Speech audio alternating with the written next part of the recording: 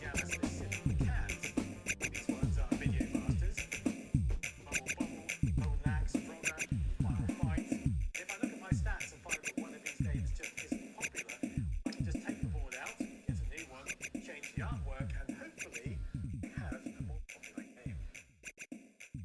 But it's these generic cabinets which caused a bit of a stir in the early 90s. And that's weirdly because of a piece of Japanese legislation which meant they had to be shipped with a secret game.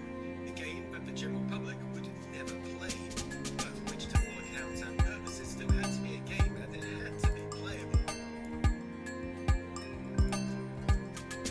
Japan has always been ahead of the world in terms of electrical wonders. I mean, they had the first wireless telephone in 1912, the first fully electrical television receiver in 1926. They had CDs before us, consoles before us, and since there was no ways when we had legislation about electronics. And so on. What is surprising is how hard the arts, other legislation affected us. As a recently, I think that arcades probably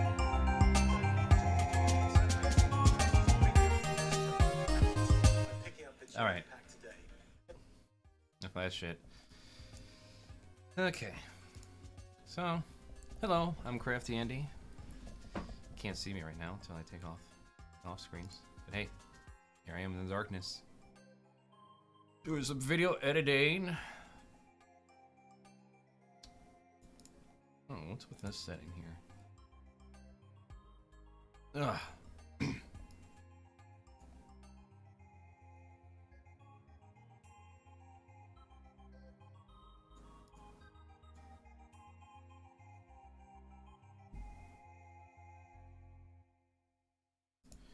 I like the bottom alignment.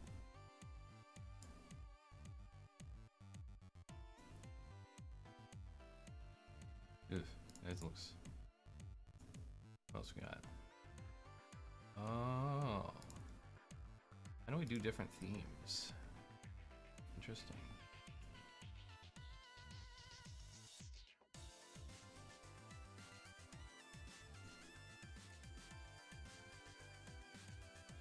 What was 8-bit compact? Yeah, how am I do my chat? Why is it?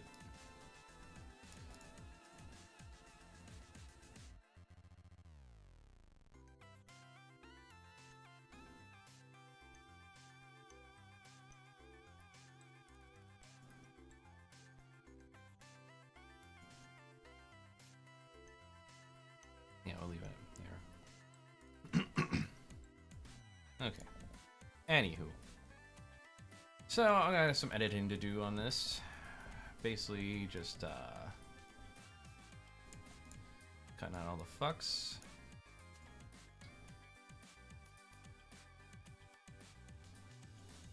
And the fuckings and the motherfuckers.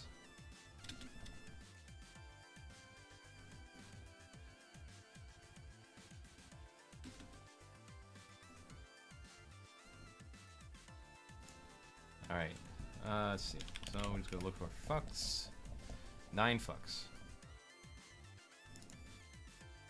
But I ain't gonna just do that in silence here, so. Let's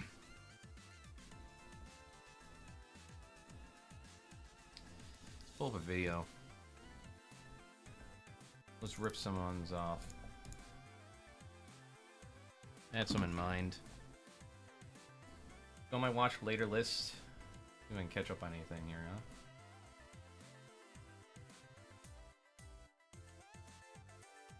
huh? Oh, here's some shit I missed. Marvel got boring. Ranking playground equipment.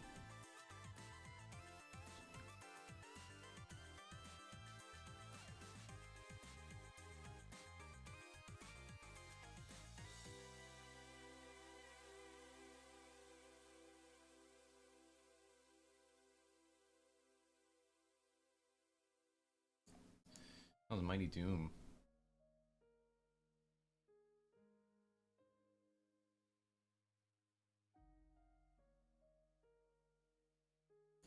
Yeah, what the hell's going on with conversation with Curtis here? What happened to Noah? So he went back to streaming a bit. Howdy, howdy.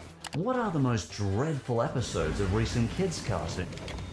I'm curious about that. Yeah, tell me about it. 1 year.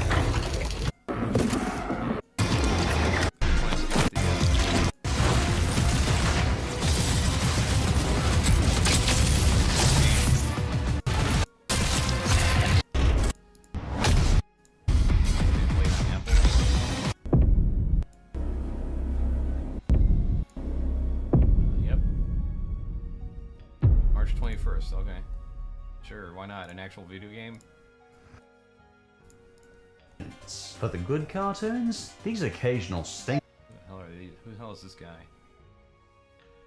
are a horrible shock to the families watching them. Of otherwise standout kids' entertainment, good cartoons like Bluey and Thomas and Friends. But for those other shows, it's pretty much whatever. I mean, it would have to be pretty bad for it to just be horrific. For like, because it would have to make me go like, whoa, what the fuck? Because, you know, kids not gonna give a shit. They'd probably be entertained by anything if it's a kid show. Think about it later, you know, they'll be traumatized 12 years from there, so it's all good. Everyone expected of Caillou. Anyway, good or bad shows, these are the most reviled, detestable episodes I could find.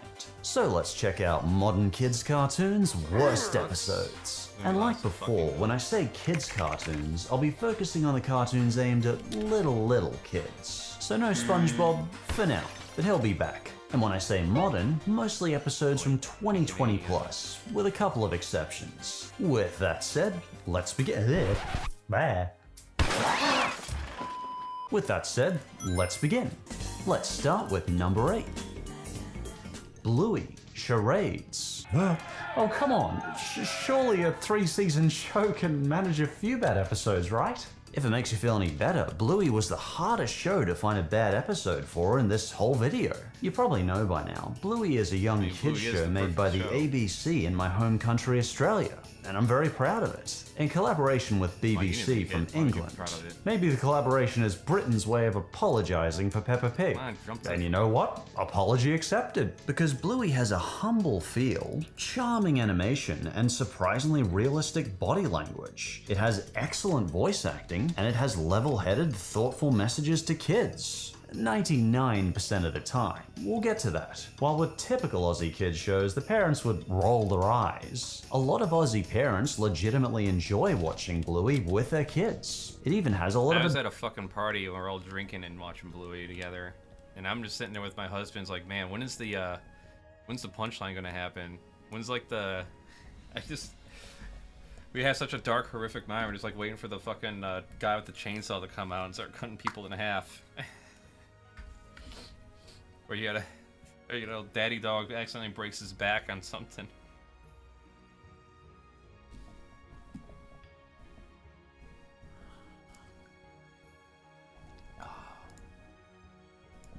Adult fans that appreciate it. Anyway, you can go to any other cartoon YouTuber for an analysis on Bluey, and they'll do a great job. You and I both know it's good, so what's the worst episode?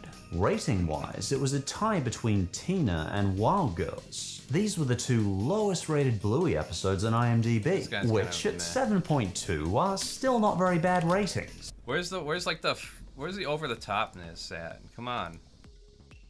Show us the episode. We should have already been there already.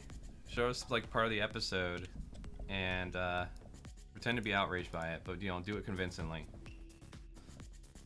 And when I asked the community what the worst episodes were, they said... But one person suggested the episode Charades, and it was a good suggestion. So that's 3 episodes in our search for the worst Bluey episode. And eventually I decided on Charades and Tina as the 2 worst episodes. We'll talk about the terrible Tina later. Wild Girls was harmless enough, with the kids picking a game they liked playing together in the bush, with a very stubborn Coco obsessed with playing Wild Girls only. But again, it's rectified and both the kids and adults help Coco through her struggle. So Wild Girls is off the list, it was fine. But Charades, it was legitimately bad. As the name implies, Granny plays charades with the kids. And yeah, it's a definite winner in the search for the worst, as Muffin is an absolute brat in this episode. But I wanna do the ballerina! And yeah, kids can absolutely be this stubborn in real life, Not if but you this beat is them. really high up levels of shrill brattiness. I certainly understand why the community suggested it for the worst. I just want to be a cop! I need a tutu! Reminds me of that one show everyone bitches about, Kahlua, the cancer kid, bald kid, because like every episode he just acts like a piece of shit. I guess it just reminds everybody how they acted when they were young, or what it's like to have a kid.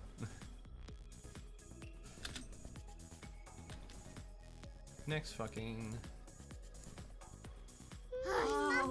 I mean, for my niece and nephew, I wouldn't personally indulge this level of stubbornness, as life is rarely going to be as accommodating as Grandma. Oh, with the shrieking. Oh, yeah, Muffin needs a little quiet time in his room. Let's call this one of the 2 worst, as I've more to show you in Tina. Hey Nim, you've helped raise 3 kids, honey. What did you think of this episode? In parenting, there's a fine line between indulging kids and spoiling kids, and Muffin is really spoiled here. Like old Caillou, it sets a terrible example for little kids. Can't take any more of this. Give me someone a little more energetic. I already know I have a guy in mind. He's a dragon. Let's see, where are you? I know I saved you. Alright, did I? I guess I didn't.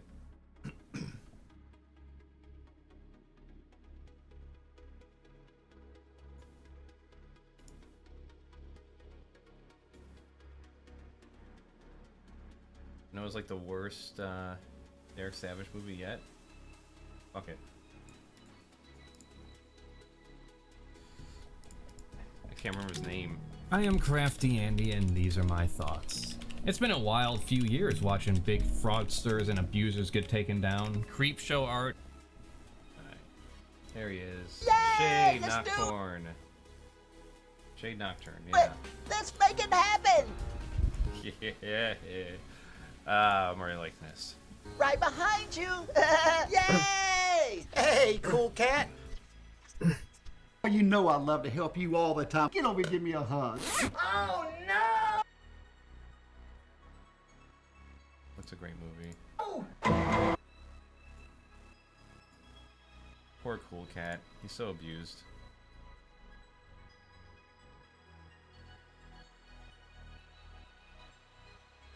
Fuck up. Okay. So, you see, Doc, I think it'd just be best for everyone if we put him down. I see. You've neglected to mention what breed he is?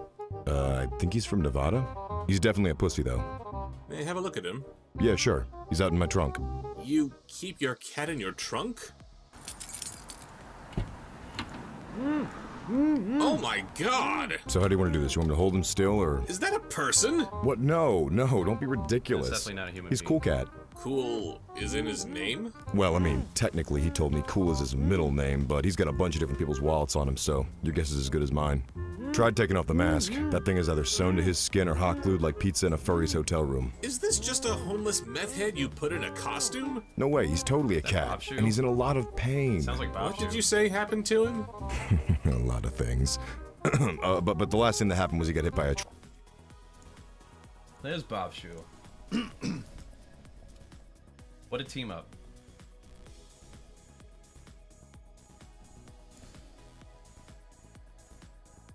Haven't seen you in a hot minute.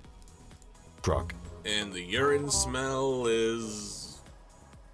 I peed on him. What? I thought it would keep him from getting infected. I don't know. Isn't that how it works? Look, you're a vet. You do this kind of thing all the time. It's a kindness. He's sick. I thought he was hit by a truck. He got sick and got hit by a truck. Yeah, hit by a And truck then full of urine. cancer. So let me see if I have this right. You expect me to not only euthanize what is clearly a grown man in a costume, but you thought I would view this as some sort of merciful act? There you go. Yay! Only one more. I love all kids. I see. And you've already paid the receptionist? Yes, sir. Alright, I'll get the syringe. What can be said about Derek Savage? Well, a lot of things, actually. He's a balanced man who advocates self-expression. If that troll punk ever does anything Cool Cat related again, then I can legally have his entire YouTube channel deleted. He hates bullies. You got treated like a little punk bitch. And you're a scumbag. He's never done or said anything controversial. Well, one of the weirdest things he said was the girl, what's her name? Jessica Salazar, who plays Maria. He was saying, like, I can't use her anymore because, she's got no, she has, he said tits now. But I think his most defining character trait, his charismatic energy that draws you right in. I'm trying to help the lady folk because I love lady folk. Hey, it doesn't matter like that.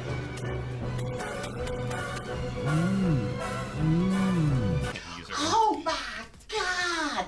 So for any parents watching, I feel you should know, the man who created this children's entertainment that makes fun and balloon men look like the fucking Wiggles has a criminal record, posed in underwear for Playgirl, falsely took down YouTube videos about his film and harassed Hey, critics, wrong with posing and threatening to Playgirl, sue buddy. them for their videos if he didn't get public apologies, while in the same breath inventing fake legal firms and impersonating lawyers to seem credible, made a now deleted video for his channel which spread misinformation about copyright law, allegedly replaced the woman voicing his furry waifu Mama Cat for rejecting his romantic advances, and raised money through Indiegogo for a tone-deaf school shooting PSA. Now everything else is good. Yeah. Then basically stole the donations and continues teasing its release for clout to this day, while hopelessly seeking investors and wasting everyone's money on other projects that nobody asked for. So yeah. It's fair use. That's when. You don't want to be like this. Well, let's take a look at Cool Cat vs. Dirty Dog, The Virus Wars, his most recent release, because I don't know, I fucking hate myself. Let's just get this out of the way now. Derek Savage is the most eco-friendly director in Hollywood, as he recycles his own movies multiple times. The man reuses more footage than Hanna-Barbera and made me pay for the same movie twice. He might be egotistical, but damn, he does not have the fucking budget to back it up. He just sold his 17-minute coronavirus short I reviewed previously, but added all this extra crap onto the ass end. Unlike a Latina in spandex, however, this fluffed up rear end isn't edible and it's got no bounce. And it's about as real as Kim Kardashian's. Speaking of edibles, you might want to grab one while I recap the last movie, Ku Klux and the virus that should have wiped him out. Dirty Dog dislikes children and loves the coronavirus, making him the opposite of Cool Cat and Joe Biden in every way. Oh no! He also throws like a little bitch. You got treated like a little punk bitch. This makes Dirty Dog so mad that he tortures us with his music. Cool Cunt does the same. Derek Savage has the range and vocal ability of someone who thinks installing CO2 detectors is a waste of time. Dirty Dog uses an evil witch doctor's magic potion to create 1/3 of a science fair project, which he chucks at the kids. Unfortunately for him, OK at Best Cat punches this deadly particle into a zillion smaller ones, likely dooming anyone who breathed them in.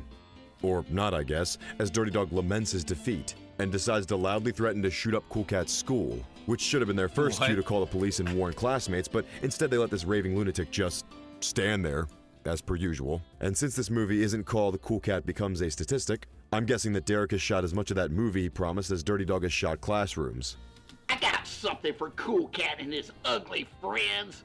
I'll get them at their school, and I'll get them good. It's time for Dirty Dog to rule the world! Derek, not that I'm thrilled with the idea of you teaching kids well, anything. But considering your Indiegogo scams were used to fund this, it's I got to talk to a woman recently that made me kind of reconsider the idea of maybe if Uber didn't cost so much fucking money. You know, you can take Uber, you can run into all kinds of interesting characters. But she described how she would stop, she has a project to promote the... She has a project she's working on to help stop school shootings and involves shining bright lights at the shooter. Because, hey, if they're blind, they can't shoot anything. Except, you know, the one aiming the...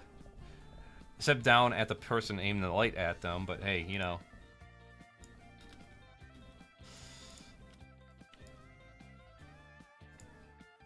I mean, I do like the idea, in the sense, like, hey, if there's...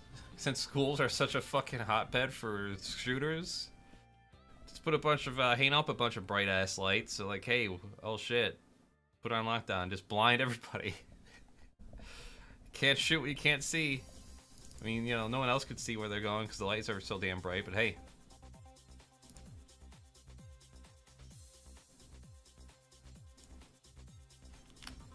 Gotta make sacrifices. extra scummy that you changed the ending of the last movie just to justify this one existing. So instead of shooting up a school, because I guess how can you shoot up a place you aren't allowed within 100 feet of, Dirty Dog just sort of wanders away from Cool Cat looking for unsupervised children. And where are the kids? I can't find any dumb kids to pick on. Do you have zero object permanence, you fucking dipshit?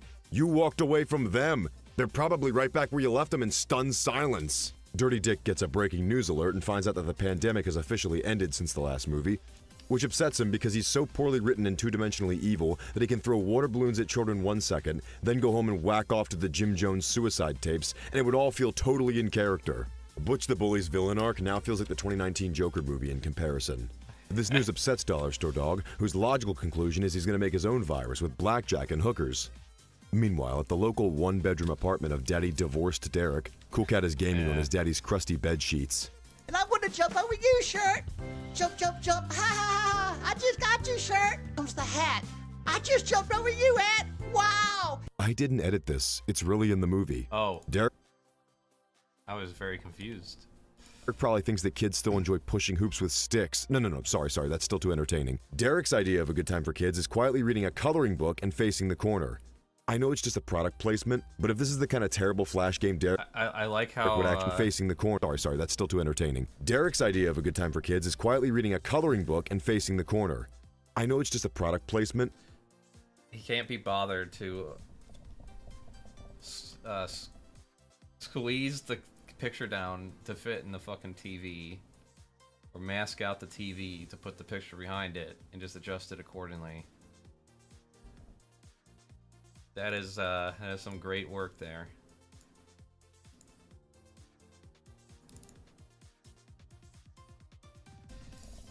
This is an example of someone like just happens to have the money, you know, the fucking creativity. Why don't you give me the fucking money, Derek? Give me your fucking money. Let me quit my job for at least a couple years, and I can work on something that'll probably make a whole bunch of money and keep us, make us both rich.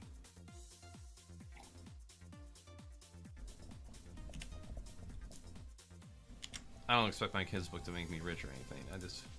I just feel like my kids' book is going to be a little more well endeared than whatever the fuck this guy spews out.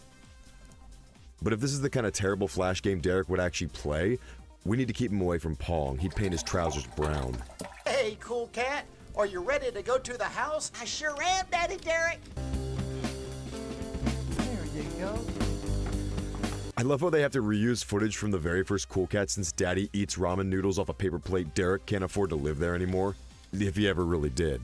So Cool Cat and his dad head to a house that I guess Derek must have bought for a quick flip in real life, because this whole section is just giving vague advice on buying property in a movie targeted at really little kids. You're boring! You're fucking boring! And I feel more attachment to this disposable fork than I do to you! This is just a waste of time. They're just looking at a dumb, ugly house. I mean, yeah, that's how everyone watching feels, but Derek, you're not supposed to say the quiet part out loud. Speaking of him, we follow Dirty Dog back to his literal evil lair in the desert, where he's engineering a chemical weapon. No, really. Remember when he said he'd make his own virus? Well, no shit, that's exactly what he does. He mixes cartoonishly large bottles of Agent Orange flavored Kool-Aid and pirate flag poison like he's in an old Tom and Jerry cartoon. And this all somehow produces a new virus. You could literally get a position anywhere with skills that advanced, and you choose to bully kids and live in a tent with your kidnapped gay lover. Oh yeah, should probably mention him. There's also this nameless slave beaver in the movie. I want you to just guess. No, really, just guess who voices him. Oh no! What are you doing? I'm making the Dirty Dog virus. But why do you want to do that? What is that from? I see that clip so fucking much.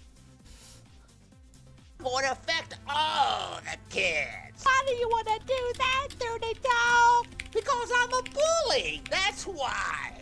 Yeah, that Osama bin Laden guy. What a mischievous little prankster he was. And the Taliban? They got a little naughty sometimes. Real fucking rascals, huh? My dude, you aren't a bully. Bullies steal lunch money or egg houses, call people names. This is a little bit higher on the evil tier list than pushing a kid off a swing set. I don't think detention is going to be punishment enough for attempted genocide. Butch the Bully bringing a gun to school in the last movie? That's pussy shit. This movie has got a one-man furry Al-Qaeda. Domestic terrorism dog may have created a virus with no lab or understanding of chemistry at all, but that comes at a great cost because his new virus has a very peculiar weakness. I'm so happy I could cut a fart. It has such a great aroma.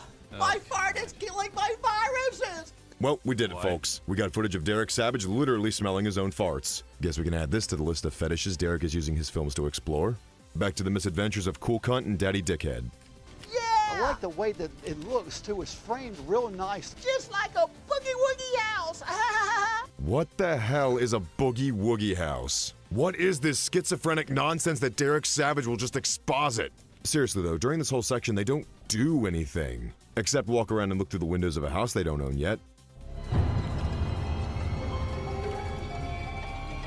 So, I guess Derek didn't put any lessons about castle doctrine in his gun safety video, did he? If it's not your house yet, you shouldn't be on the property without calling ahead. Best get to stepping, son. Alakablam! Or at least make your presence known, my man. Jesus! What if it's some kid or young woman home alone waiting for her husband to come home? Even if it's empty, you never know who's inside the house. Shit can happen, man. You gotta be careful. Wow, this door's unlocked. So you want to go check it out? Let's do it. Okay. Hi, film. Alakablam! This whole house flipping segment, including when they come back later to finish selling it to a buyer, is about 13 minutes total. Sorry, but I can't imagine selling a movie that's so full of crappy filler it's practically vegan. Imagine paying for a cheeseburger from a local restaurant and being served a half-eaten, reheated Big Mac. Why don't we The go? only people who are buying this are mainly YouTubers to review it, and probably that's it. I want to take a look in here and see what's in the back. I'm a boogie-woogie cat. Derek Savage is spitting on my Big Mac while I'm eating it. Why don't we go inside and call the real estate agent? Would you like to make an offer for it? Yes, I would. Stealth Illy, hello. What the fuck is my thumbnail? It's a guy editing film. I mean, it's me editing film. Old school style.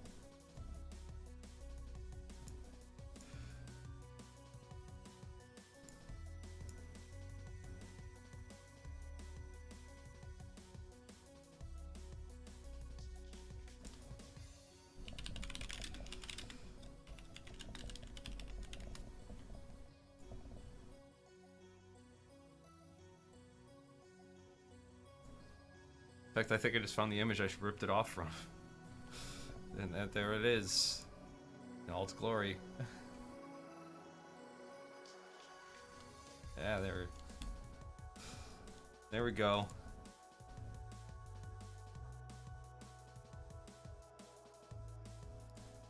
Hey, I do what I can. Enjoy the nightmares. Good. Really? Watch me and learn. Yes, because just like making a movie, anytime Cool Cat is involved with a project, it always works out. Right, Derek? They decide to make an offer and call Sammy their realtor. Oh, Sammy, hey, it's Derek. We're over here. Alright, I'll say the rest of this later. What's going on in the world of crazy?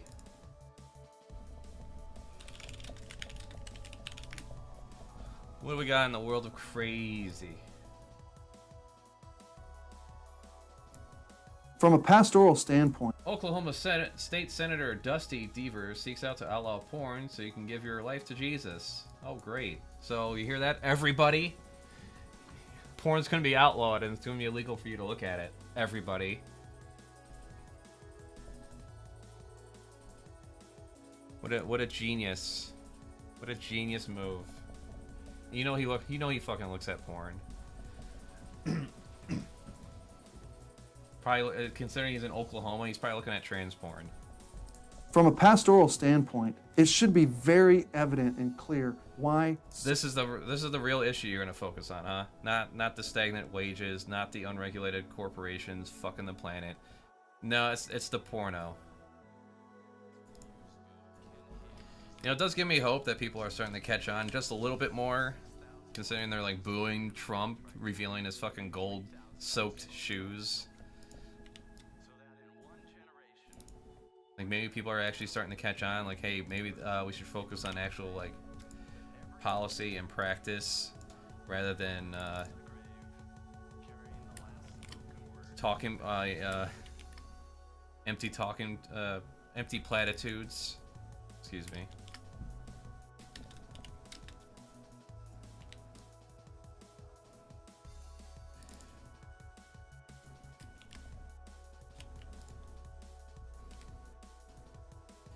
I think this is such the this is so much faster than playing it through, cutting it down, playing it through again.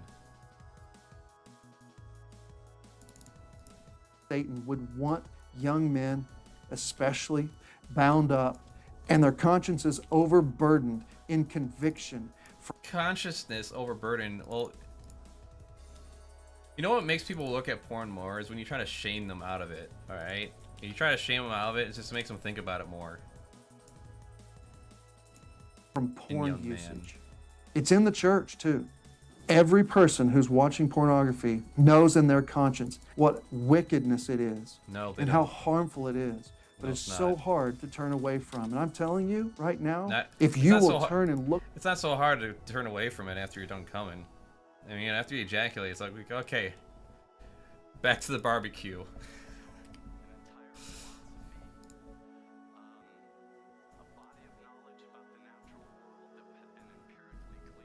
Yeah, hold on, back to the video editing.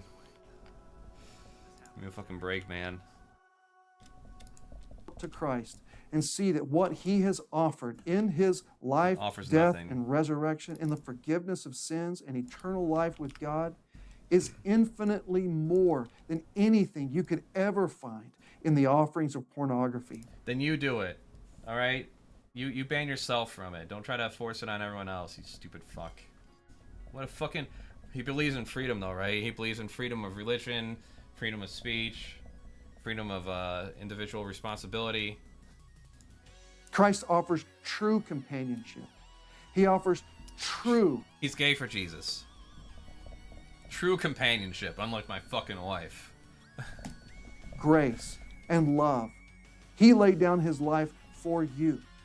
Christ has offered you a paradise at the sea instead of mud pies in the slum. You no longer have to be bound in addiction, which is a Mud banquet pies in the slum?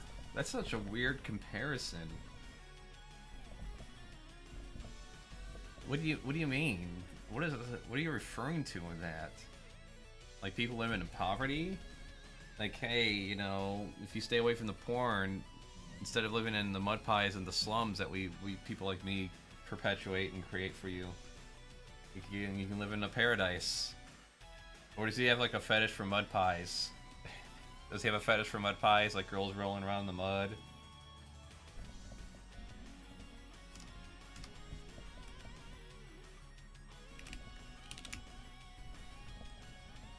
Cool, I got it.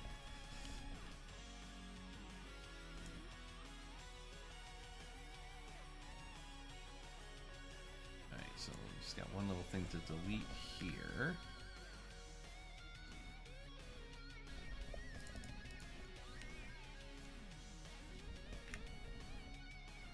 Alright, just highlight all this. Speed it up 200. Keep talking, in the bitch. slum. You no longer have to be bound in addiction, which is a banquet in the grave. You can be set free, not only from Christ. If you turn to him, you will be set free, but also our laws need to protect us from this harmful, vile, wicked content that is everywhere in our culture.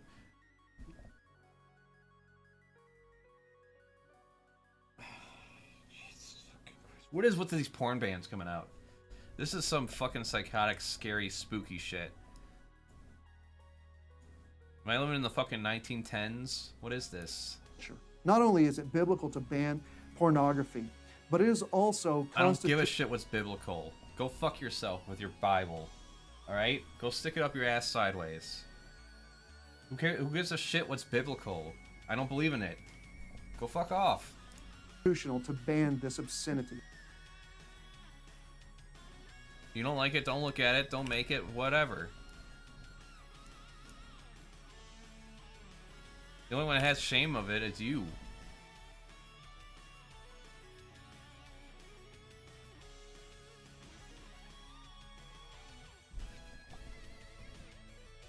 From a reality-based standpoint, it should be very evident and clear that Satan is a fictional character. Every accusation is a confession. Alright, what I got from this...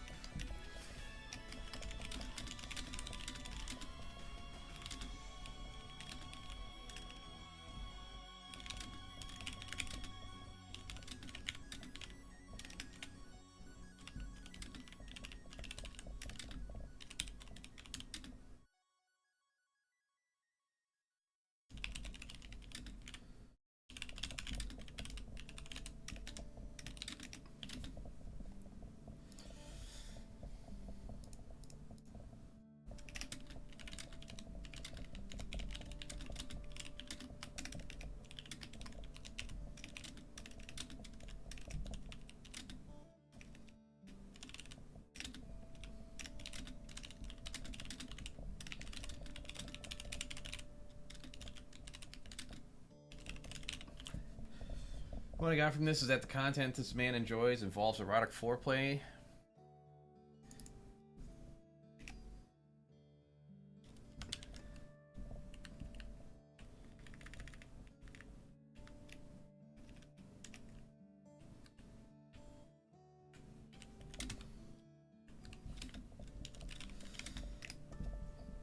An erotic mud pie fetish, and he's ashamed of it. Therefore, he seeks to make it everyone else's problem. There you go.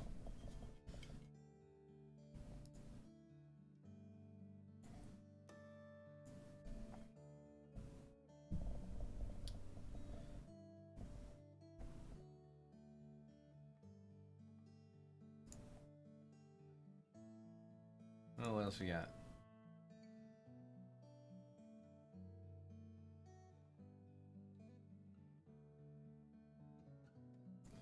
Angels are prepared to waste the U.S. Capitol. Every time during election time, I have been here at Capitol Hill to speak on behalf of the one who's running.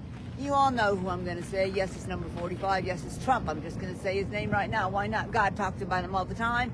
No matter what you think about him, he picked him, he anointed him, and he appointed him. No, that's how elections work. People appoint people for the leadership, not God. That makes no sense. Makes absolutely no sense. Why are you such a fucking idiot? What the fuck is wrong with your brain that makes you such a fucking idiot? You know what he says about him? He's an all-American boy who's all for America. So yes, there are powerful plans that are going to happen. Yes, I am his prophet. I am his revelator. I revelate heaven all over this world and will continue to do so. And no matter what the evil thought they were going to do, Satan will be running with his tail between his legs real soon. The reptilian seed will be buried probably for another 100 years.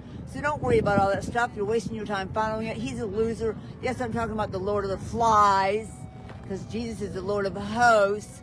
There would be heaven's armies, and right now there's 1 million of them around me right now. They're about to waste this place. There's 1 million around you? You sure about that? Waste every evil, wicked being, every entity, every demon, every principality, every power. Alright, time to put Grandma in the home. Time to put her in a home.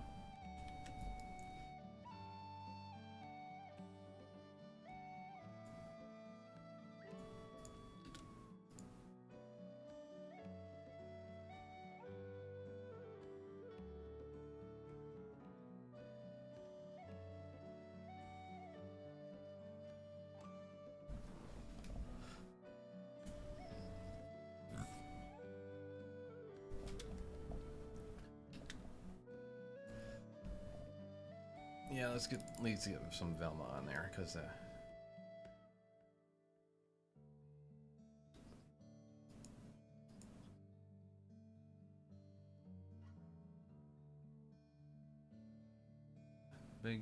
big booty Velma.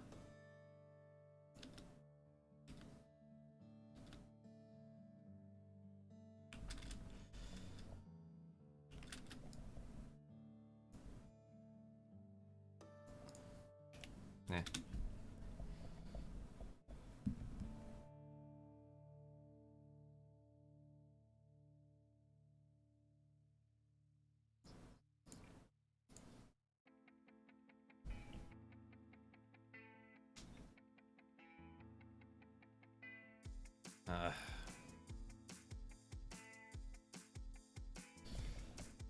In the world? Unless I can lazy answer. Just pick up the Bible. Okay, so slavery, genocide, death, destruction, chaos, and mayhem. Dude, that's like the scariest thought you could tell me.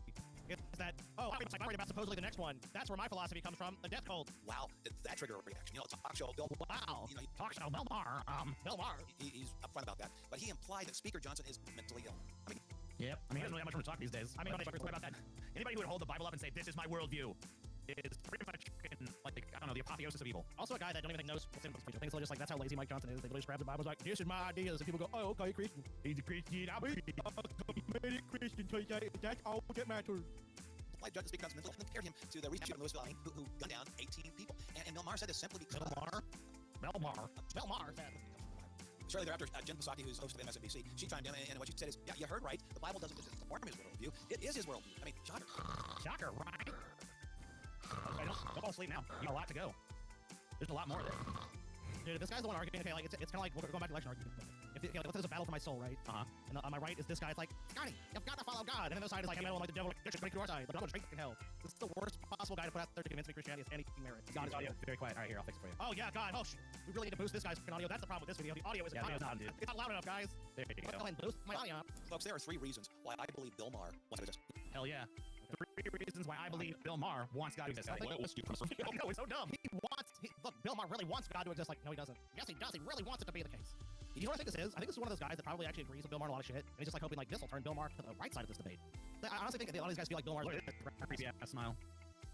I don't ever want no one to look at me like that. This should be his thumbnail. You son of a bitch. I don't ever want no one to look at me like. Yeah, there we go. That should be a yeah. You're right. That is gonna be the thumbnail. Wait, let me playback. Full. Oh, it is full. Yeah, that's gonna be a thumbnail. Whoop. I'm very shocked that there's a Platoon video game that was like a tragic story about the Vietnam and the experience for the soldiers, and they turned it into a side-scrolling video game. Interesting.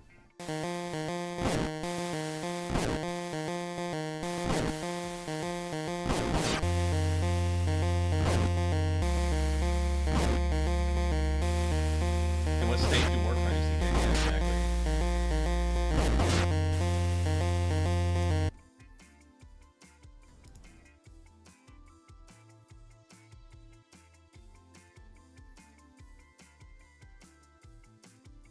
Ten short-lived cartoons from 1993. Okay. Welcome to the review.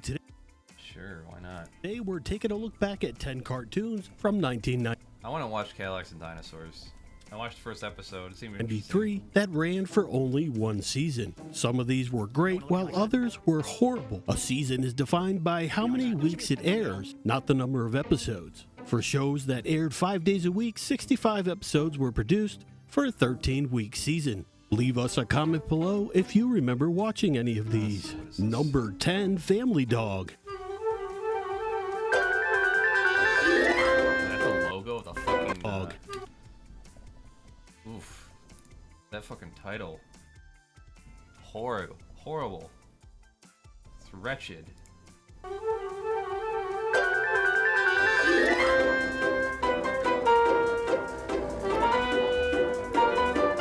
Based on a short from 1985's animated series Amazing Stories, the Binsford's family story is told through the eyes of their dog, Jonah. This was one of the first collaborations between Steven Spielberg and Tim Burton. A humorous yet dreary tale of a neglected little dog despised by his family. The first episode sets the tone of the series in stone, with non-stop dark humor and sometimes eerie, if not frightening, behavior amongst the cast of kooky characters. Family Dog would be pushing more boundaries than a show like, for example, The Simpsons. It may have been ahead of its time. The first episode premiered June 23rd and introduces the audience to just how crude each family member can be. Mad dog! Mad dog! Kill the mad dog! Billy, do not hit the dog. All while the storyline of a neglected dog dying of thirst plays out to whimsical background music. The characters do deliver lines we can laugh along with, and in some cases with voices we can recognize, such as the father played by Martin Mull. Stupid dog. You made me look back. But the sheer scale of constant off-putting demeanor in regards to the main protagonist, Jonah, simply couldn't be ignored. General audiences at the time concluded that the Binsfords were too wrapped up in themselves and people gradually tuned out, lasting only a single summertime month of 10 episodes. It was panned by the critical media, with multiple critics considering Family Dog one of the worst animated television shows of all time. Today you'll find an abundance of fan appreciation online for the art style, unconventional plot lines, and in fact that very same crude humor that landed this eccentric series in the doghouse. Number 9, The Adventures of Sonic the Hedgehog. Dude, there's like 60 episodes of that. You sure about that?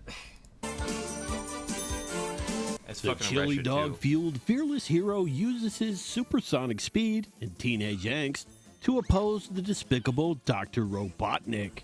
The series was shown through syndication in the fall of '93 on either weekday afternoons or mornings, depending on the TV station, based on the best-selling video game franchise that hit shelves in 1991. The cartoon would feature Sonic along with his idolizing young friend Tails, a mechanical genius and skilled pilot, taking to the sky by spinning his multiple foxtails like a helicopter rotor, with aid from Professor Kanenstein, an anthropomorphic dog who invents things to help the duo. Main baddie Dr. Robotnik scheduled works.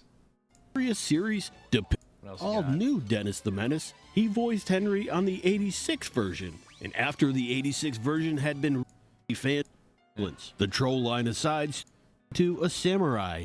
Maxwell's orange accelerator stone makes him more athletic and speedier on his trendy 90s roller blades. Chester Christology to its young audience. Hey, I remember this one. Engineering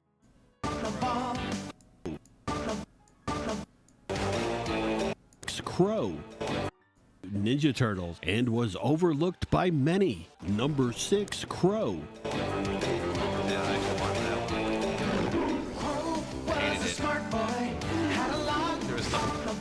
There wasn't anything else to watch. In the Ice Age, a young cave boy uses simple engineering and physics concepts to tackle everyday problems, with help from his adopted Neanderthal family and a herd of friendly, talking, woolly mammoths. The series itself is told through the recollections of an orange woolly mammoth named Phil, who was found frozen in ice by eccentric scientist Dr. Cecilia.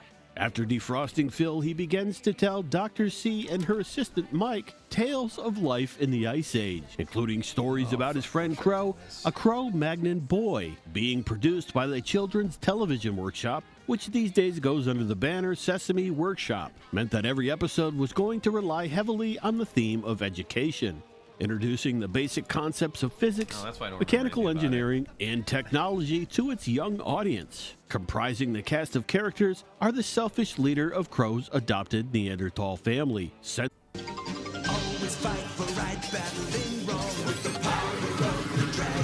Originally a Japanese arcade game whose popularity would spawn multiple sequels at the arcade, and several home versions as well, with titles in the franchise still being released as recently as... Alright, that's not this. That sucks. See.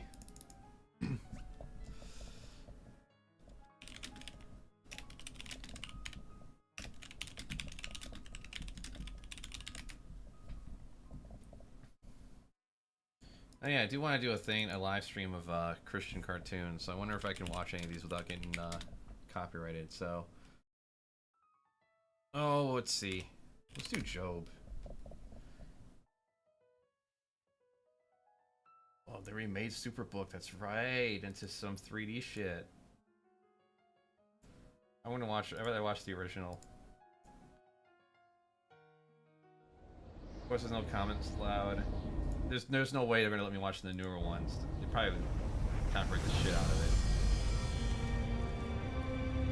Let's see if my screen It's gets good blocked. to be back. Doesn't look like much has changed. Well, yes, because he's Satan, he's evil. We know he's pretty much the good guy. It's the accuser. What's he doing here? He is presenting himself before God. How do you know that? You just hang out all day and do nothing, huh? Where have you come from? I've been patrolling the Earth, watching everything that's going on. Oh man, they actually got voice actors in this. I've heard that voice actor before. What does he want? What do you think Bob. of my servant Job? Oh no, it's Enzo. That's right. No one on earth is like him. He is a truly good person who respects me and refuses to do evil. Yes, but Job has good reason to fear God.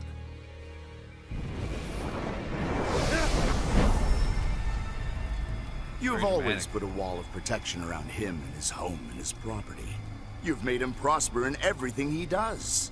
Look how rich he is. But reach out and take away everything he has, and he will surely curse you to your face.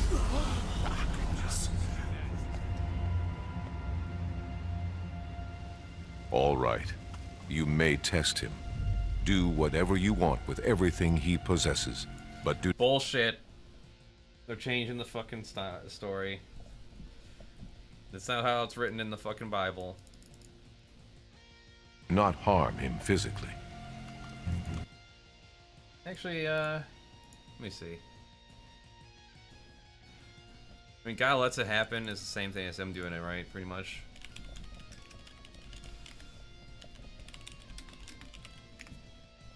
Let's see.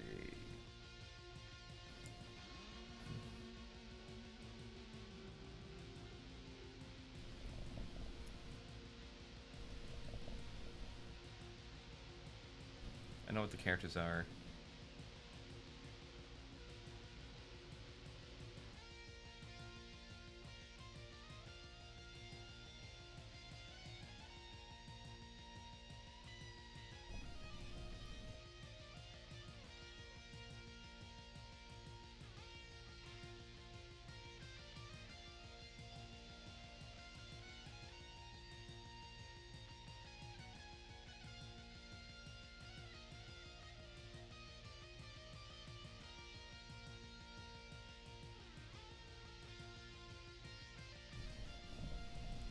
Yeah, that's right. Now I remember. Yeah, that's how it's described. Okay. Yeah, do everything God pretty much says. Do everything, but not take his life. Just like that, huh? And why does fucking out of all the people living on Earth, does he care about this one person? Whole fucking story is just so fucking stupid. If you want to take it literally, which you know often Christians do.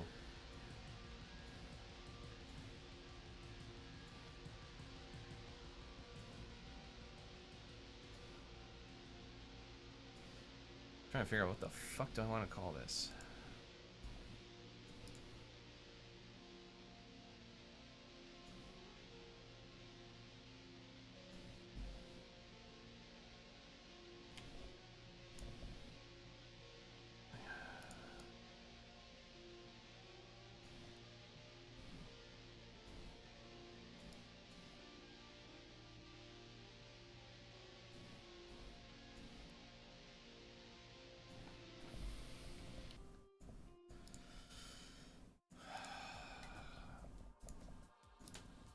Bill Maher wants God. Yeah, that makes sense. There we go.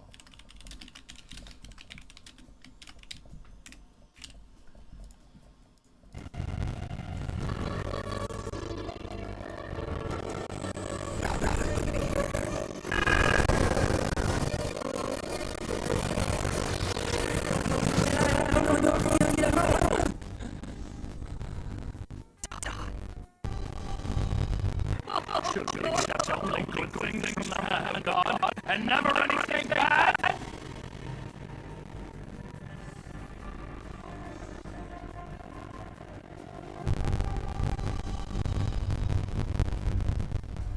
What will it take to break this man's faith?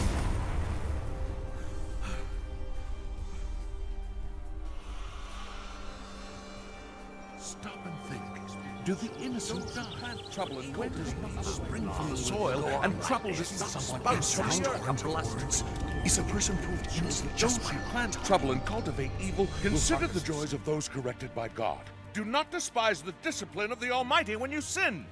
It was sure nice of Job's friends to come and see him. Yes, but with friends like that, who needs enemies? Stop assuming my guilt, for I have done no wrong. Do you think I am lying? Don't I know the difference between right and wrong? He made your children pay for their sins, so why don't you turn to him and start living right? We know God doesn't reject an innocent person or help a sinner. Surrender your heart to God, turn to him in prayer, and give up your sins. You simply must repent. Do you think that's why those bad things were happening to me, Joy? Because I did something wrong? Man, what a fucking horrible thing to put on. Suggestion to put on people. I know as much as you do. You are no better than I am. As for me, I would speak directly to the Almighty. I want to argue my case with God himself. As for you, you smear me with lies. Job, we're here to help you. We tried to speak to you and make sense to you, Job. As physicians, you are worthless quacks. If only you could be silent, that's the wisest thing you could do. What are you talking about? Job is not listening.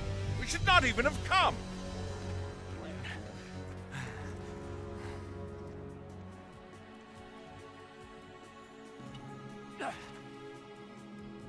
Oh God, grant me these two things and then I will be able to face you.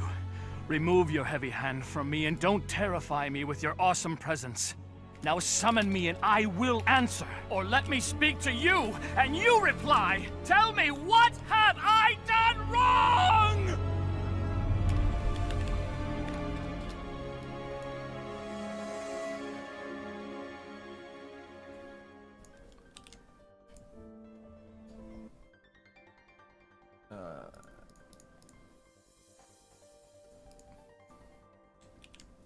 Yeah, I like how like his children and his wife are used as like pawns in this too. Oh yeah, just murder his wife, murder his kids. It's all good. Because you know, apparently they have no agency in this. Their agency is not important.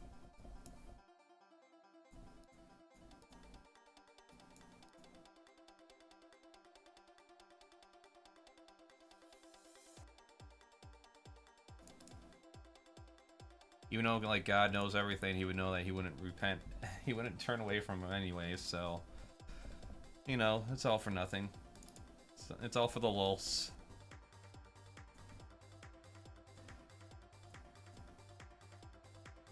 What an evil being.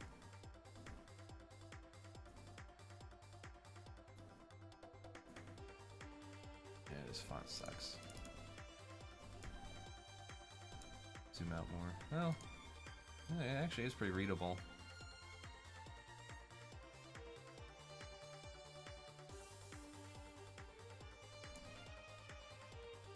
Alright.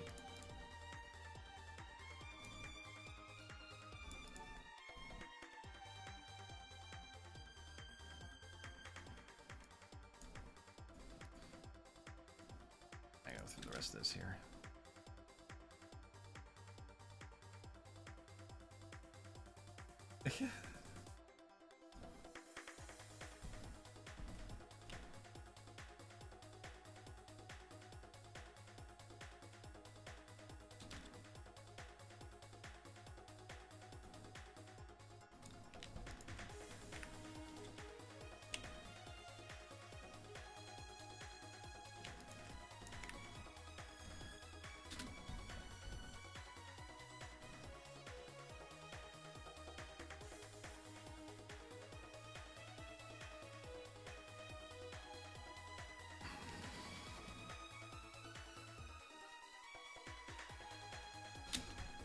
Dennis Quaid. It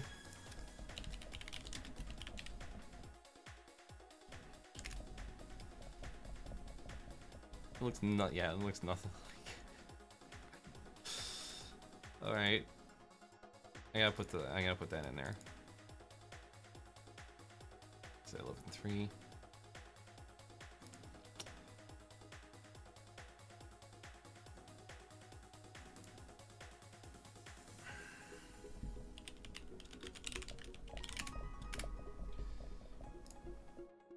Oh, of course, it's this fucking shitty format. Yep, still can't be used anywhere.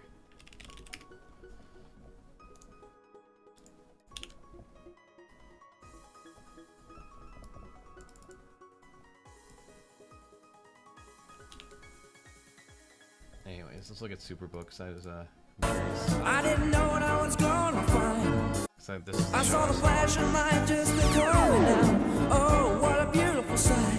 Then I was flying. I was flying. Oh, Superbook. Well, I was afraid to look. Superbook. Oh, Superbook.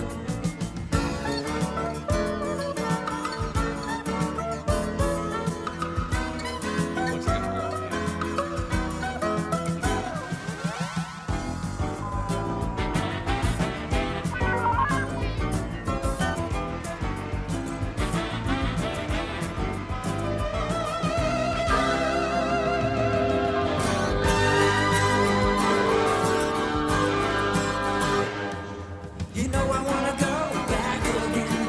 I wanna go back with all my friends. You know it's not a fantasy. Superbook's so real to me.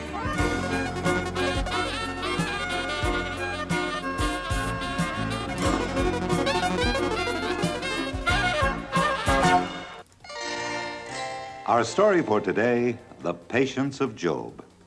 The house just down the street and around the corner is where Superbook was discovered by a little boy named Chris. Today he's discovering about the nature of things in nature. These flowers really need watering. Careful not to water them too much, Chris. Right, Dad. Traditional family. Christopher! Chris! Oh? What you doing there, Chris? What does it look like I'm doing? Watering the flowers. Uh-oh. What's this? Hello, Joy. Would you like some tea with us? Yes, thank you, Mrs. Peeper. Oh. Yikes! Christopher! You're ruining the flowers. Gee whiz! It wasn't my fault. It was. Yes, sir. We're glad you didn't get hurt. What poor anime studio was forced to make this cartoon? We? Well, I suppose. Oh, boy, thanks, Mom. I love tea with cake. Be careful now, it's hot. My best china, Christopher. We're glad he didn't get hurt, right? All right. What a bummer.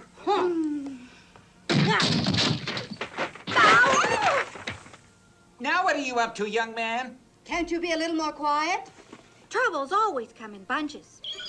Good. It's time for Superbook. Everybody has good days and bad days, my little friend. But there was a man named Job who had more than his share of troubles. Job? Is that a picture of him? That's right. And there are 3 friends who came to see him when he was sick and his whole body was covered with sores. We gonna meet him? If you like, let my light guide you. Yay, magic.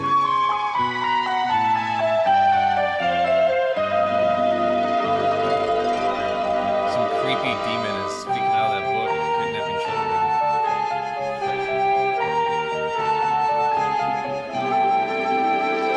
Alright, it's time for your acid trip.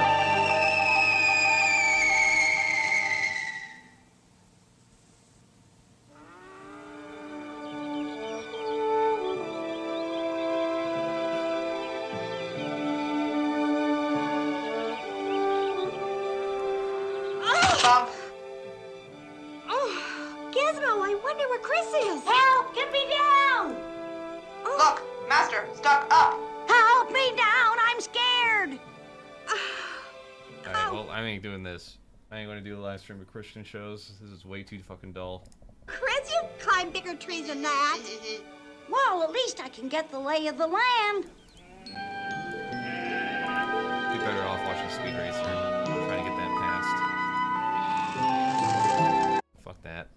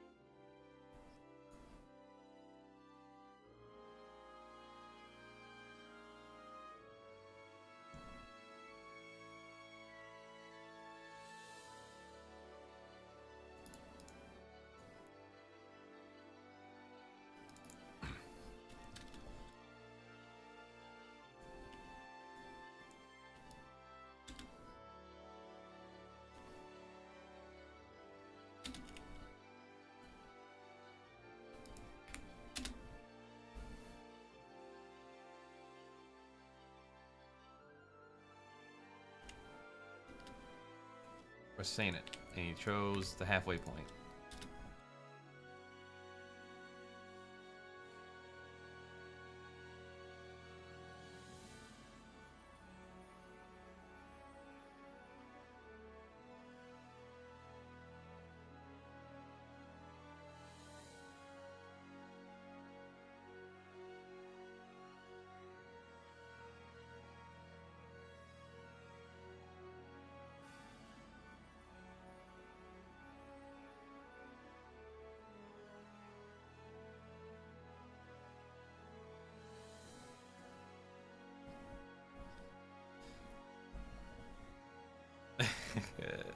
Third butthole.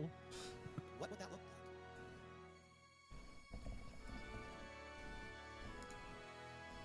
So we discussed the other day a U.S. soldier by the name of Aaron Bushnell. He was in the Air Force, and he went to the Israeli embassy in Washington, D.C. Fucking soldier. And he recorded a video. He said, look, I can no longer be complicit in genocide. What's going on is unacceptable. What I'm about to do is the most extreme form of protest to try to stand up to this and shine a light on it. And he lit himself on fire. He self-immolated. And he wound up dying, by the way. Now, you know, we showed the video on this. By the way, we got knocked hard for that video, bro. We got knocked hard. We got hit with, and of course, we got immediately demonetized. Then we also got, like, age restrictions on it and all sorts of stuff. But I mean, it's kind of incredible, isn't it? Right? Like, we're talking about what should be the #1 news story in the country, and you're getting knocked on it. But the video's insane also because you have, I thought it was either a police officer or an Israeli embassy security guard, but apparently it's a Secret Service agent, comes up and is pointing a gun as he's on the ground, like melting in front of our eyes. He's pointing a gun at Aaron Bushnell as he's on fire. And you have the paramedics like, I don't need guns. I need fire extinguishers. Just such a bizarre video. But look, there was, in the wake of him doing that, there has been some heated discourse going on. And the sense I get is conservatives and Republicans are just going, oh, mental illness. He's mentally ill. It's that simple. That's what they're saying. And then you have sort of like resistance liberal types, Democratic types who are like, you should never glorify suicide. Obviously, something is wrong and this is bad. And, you know, they're taking maybe a slightly more moderate in tone approach, but effectively kind of saying the same thing as the conservatives. But yeah, it's mental illness. Just, you know, slap it aside. Just mental illness. Well, look, as I said in my original segment on it, I'm not so sure it's mental illness. I'm not. Because there have been historical incidences of people self-immolating. And there are times where if it's far enough back in time and if the cause was just enough, people look at it and they go, you know what? That was actually kind of heroic. That was actually kind of brave. There's the classic example of, what was it, the Buddhists during the Vietnam War. There was something floating around on Twitter which had like Hillary Clinton was holding up a picture of somebody who had self-immolated, and I don't know the specifics of it. I don't know if it had something to do with India or Tibet or something like that. But it was the glorification of that. There was an Obama video going around where, again, he sort of praised an instance of self-immolation. So look, depending on the context and the cause, people do say like, well, this one I actually think is kind of brave and it is kind of courageous. And so like, it's clearly not a hard and fast rule that people apply across the board. Anytime anybody self-immolates from now until the end of time and throughout all of history, it's always been mental illness, and that's the end of the conversation. That's actually not how people view it, right? But in this sense, they're bringing it up to say, oh, I think it's mental illness. Why? Usually because if you dig a little deeper, you find that the people who are saying that, they just don't think the gravity of the situation that he's reacting to is what it is, right? So when I look at it, I think, sorry, I do think it's brave. I do think it's courageous. Here you have a guy who is part of the United States military. He comes to believe, I think, based on a good reading of the empirical evidence, that we are arming and funding and backing a very straightforward textbook case of genocide. He looks around, he sees all of the schools bombed by Israel, all of the hospitals, all of the clinics, all of the mosques, it's like the climate, all of the climate scientist churches. That blew himself up basically at the Capitol. He set himself on fire. Just trying to get, like, it gets so frustrating to the point where you have nothing. You have no power. You have no position. You have no sway. What's the ultimate thing you could do to draw attention to something without it distracting over like some of you causing some type of harm? Harm yourself. Make a spectacle out of it.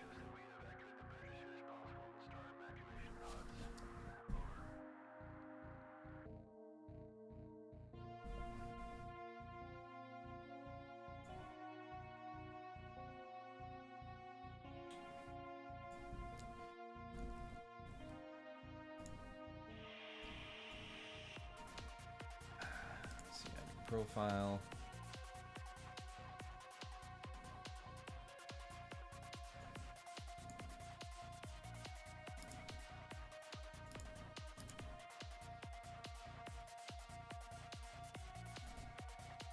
All of the marketplaces, all of the factories, all of the homes. He sees the nearly 40,000 Palestinians that have already been killed in this short time frame. He sees the nearly 15,000 children who have been killed. He sees a total siege where they're keeping food, fuel, water, electricity. He sees 70% of the humanitarian aid being blocked from getting in there, so people are starving to death right in front of our eyes. He sees children having their legs amputated and their arms amputated without any anesthesia. He sees literal hell on earth. He sees stories where 5-year-olds have said, I think I'd rather die. They go, he sees all of that. And he's so shook to his core. It's such a moral outrage. And he feels somewhat responsible for it because he's part of the U.S. military that he decides, you know what? This is as just a cause as At a any. time when and Israel we need to do something extreme to try to shake people out of their complacency. And he decides to do this. Does that have to be mental illness? Does that have to be mental illness?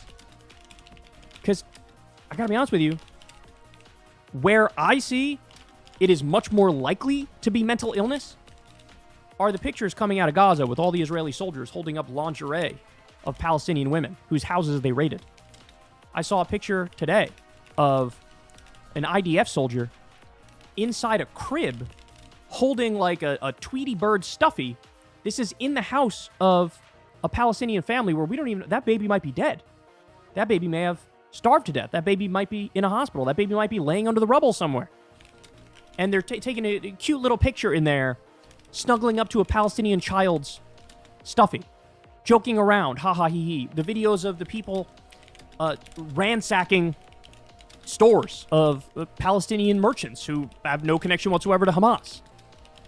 I see so many more examples of what could be mental illness on the IDF side than I see on the Palestinian side. I'm sorry. It's just true.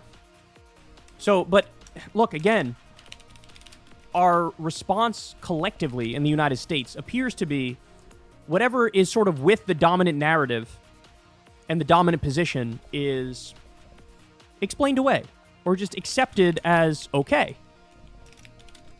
But when it's somebody who actually stands up and tries to shine a light on the absolutely horrific moral atrocities unfolding in front of our eyes, it's like, well, that person is mentally ill. I think it's very flippant. I think it's very dismissive, you know, and I don't think people are giving it its due. Now, you know, nobody should. I'll say right now, I don't know if it's controversial, but yeah, don't harm yourself, right? Don't do it. Don't do it. There are better ways in terms of making an impact to try to fight back, right? And try those examples. Try those paths, right? Like, I don't think anybody, just as a warning, like, nobody should actually go forward with that because, you know, you have your own friends, you have your own family members, there are other ways to make an impact that you could engage in that are not that extreme and that severe. But he clearly felt like he needed to do something that extreme and that severe to try to, however he can, to spark some change. And by the way, historically, there have been examples of that happening and then it leading to some sort of spark or change, okay? So, but anyway, this is a long-winded way of me now talking about this. So Glenn Beck, on his show, he comes out and he's going to basically piss on the grave of Aaron Bushnell. And, God, there's so much to say about this. This is gross. Now, I don't know why he's dressed like a cowboy. I don't know why he's going full Brokeback Mountain on us. Half the time, the motherfucker looks like Colonel Sanders. Half the time, he looks like this. I don't know what he's doing. Is he acting like he's a kid on Halloween? He always dresses kind of weird. Let's see what he has to say. I just want to dwell here for a minute on this suicide and the praise. When you saw somebody set themselves on fire in Washington, D.C., and he was a U.S. Air Forceman, what was the first thing that went through your mind, Stu? First thing. He's insane. What were my feelings first saw it? It's like, holy shit, he's doing it. He's fucking setting himself on fire. Holy shit. That is fucking nuts. Yeah, so. Now, by the way, as I pointed out in my first video on this, would that be the reaction if there was a German citizen? As we learned, the Nazis were doing a Holocaust and they had gas chambers and they were killing millions of innocent people. If a German citizen or a German soldier lit himself on fire in protest of what Hitler was doing, would that be their reaction? Would that be their reaction? No, they'd probably say brave, courageous, moral compass functioning properly, right? Well, look, I don't know how to get this through the head of people who are so blind to the realities on the ground, but that's how everybody's viewing what's going on right now in Gaza. It's at that level. It is at that level. So, and analyzing the situation in that way makes perfect sense. I'm sorry, but they go, right, oh yeah, insane. Okay. In D.C., and he was a U.S. Air Forceman. What was the first thing that went through your mind, Stu? First thing. He's insane. Yep, that was the first thing that went through my mind. What insanity. What insanity. It's not going to change anything. And you have to be insane to light yourself on fire. Okay, what was the second thing that came to mind? The Arab Spring. Really, the Arab Spring? Yeah. The guy who was in the cart. Yeah, he set himself on fire. And how this setting yourself on fire has some history to start movements and revolutions, yes. So a history to start revolutions. And are those revolutions from the right or those revolutions from the left? Typically the left. And the guy who said he had a food cart, in Tunisia, and he set himself on fire, which kicked off the Arab Spring.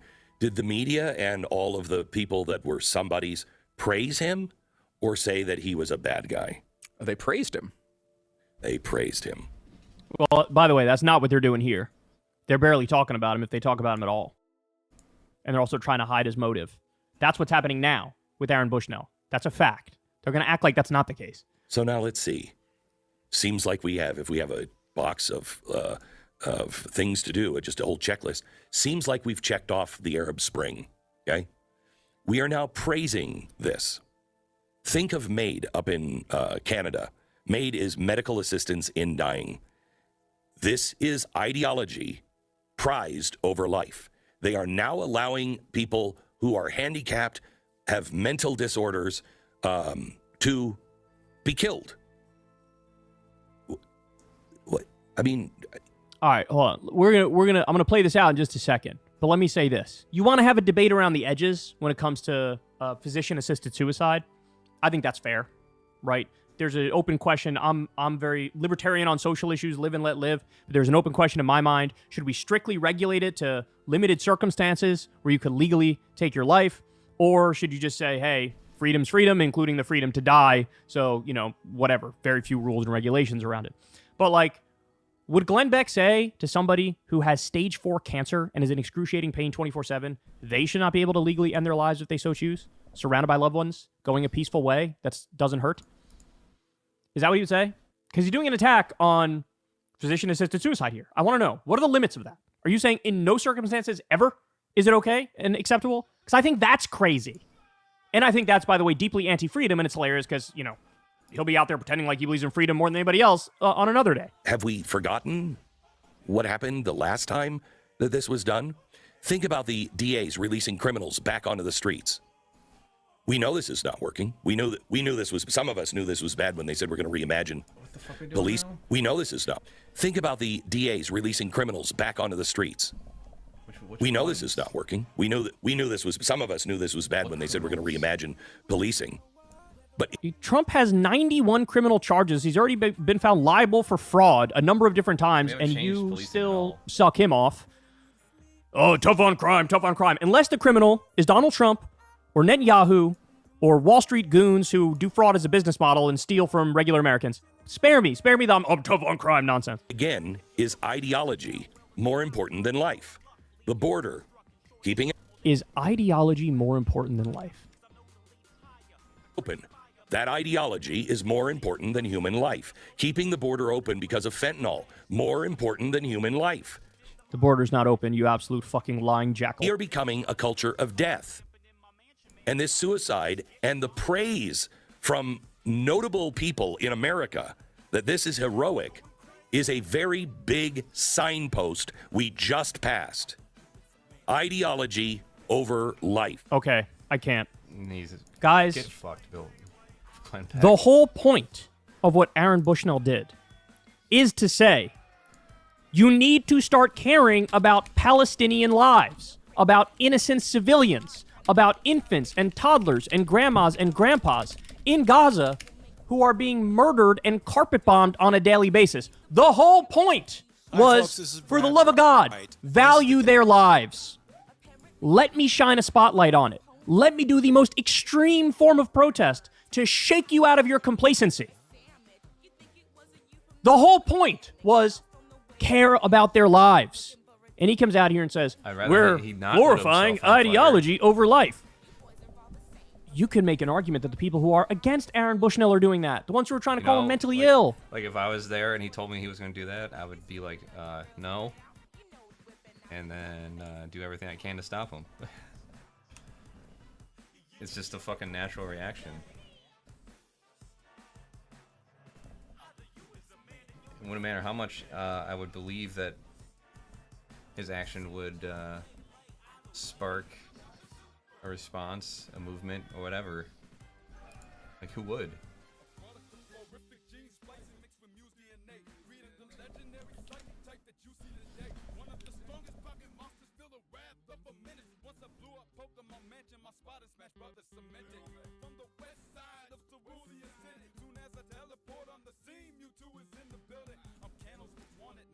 150 locked in the unknown dungeon, waiting on foes to come and get me. They find me too violent, quick to calling me crazy.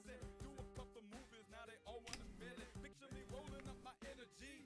I blast shots at these mascots, toss a shadow ball on my enemies. Nasty plotting on Fox, so that's who's best at DK. Chicken pop, I'll hit 'em up and then I'll bust on DK. They say I'm hard to control, the Aussiest knows if I win. If I fall before the ball, watch it turn, caution I'ma burn you. First time news and veteran tough dudes from the Famicom up into the Wii U. I got the hand of God sticking to the barbecue. Flip, flip, flip the bacon. Listen, I'm amazing. Keep warriors and Call of Duty fans step back. I'm the OG DM, new age classic, big bad boy. Super Nintendo, that is what I'm on. Ain't no other place you would catch Donkey Kong. They're doing that. You're doing that. God, man.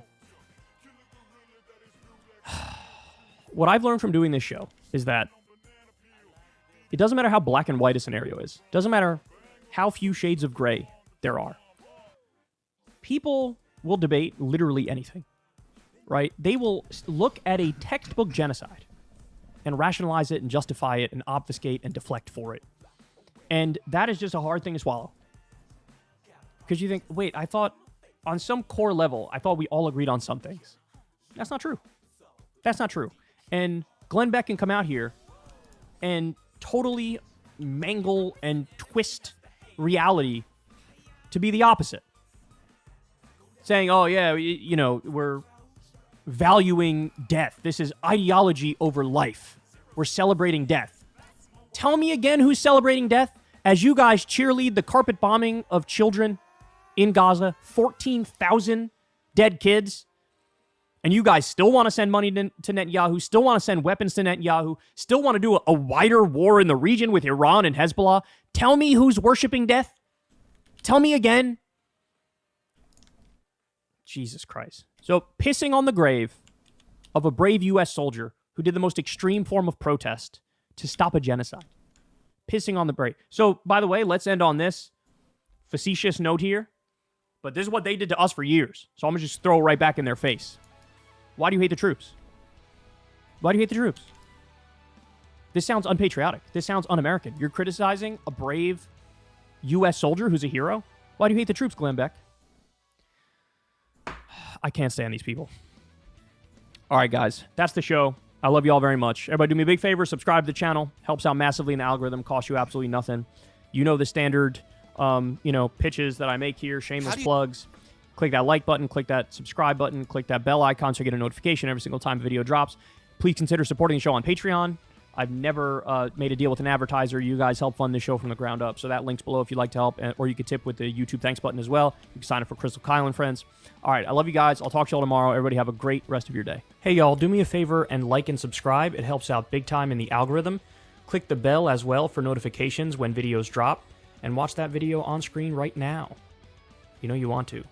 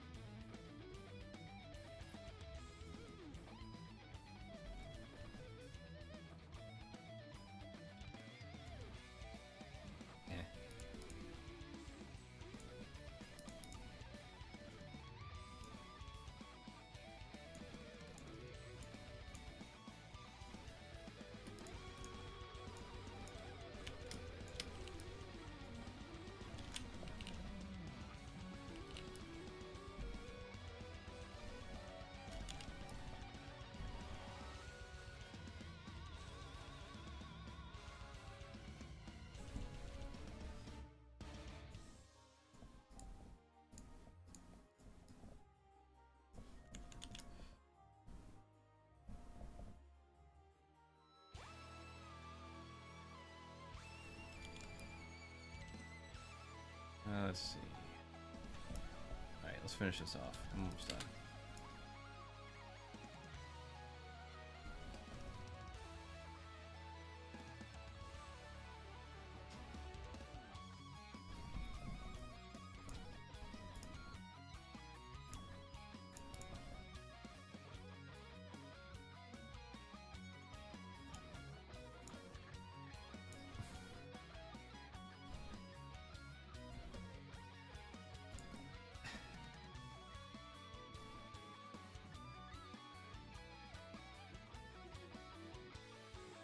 shit. So yeah, I do not have a clip for tomorrow until I can get this uploaded. Hopefully I get approved by then.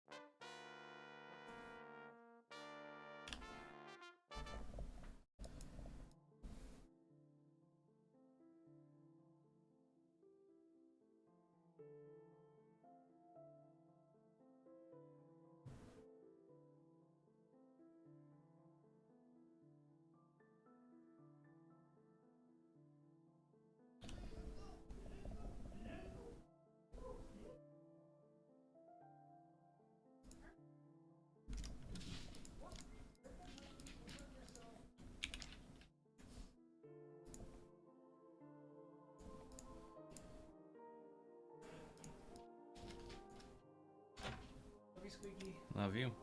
What's Finn's up to?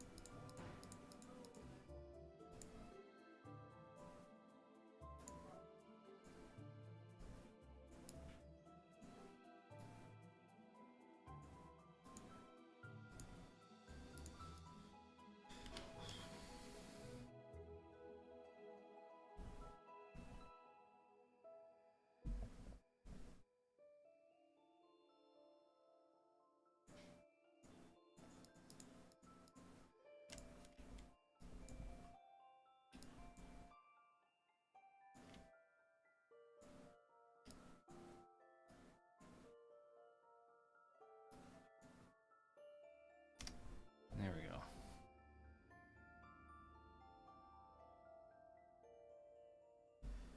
Alright. Yep, alright, time to go. Export this, get this uploaded.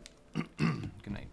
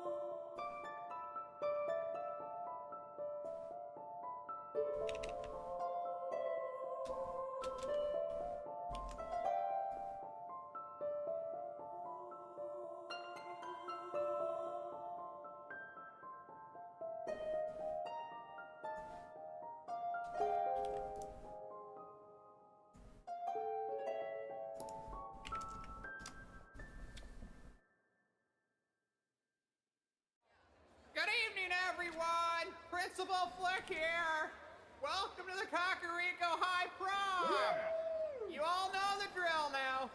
Grab your girl, give her a twirl, but don't get wasted or you'll hurl. You suck! Yeah.